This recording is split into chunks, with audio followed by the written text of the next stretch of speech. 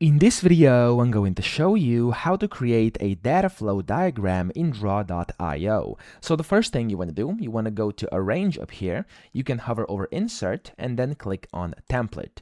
In here, you can search for different data flow diagrams by typing in data flow and then pressing Enter.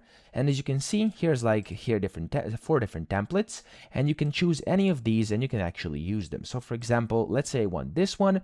I'm going to click on it, press Insert, and now it is here on my worksheet. Of course, you can go ahead and customize this. You can basically change whatever you want, but if you want to make your very own one, so you want to start from scratch, you can just go ahead and go here on the left. You can choose different shapes from the General tab, from the Entity Relation tab, or of course, whatever you want to do, maybe even a flowchart or something like this.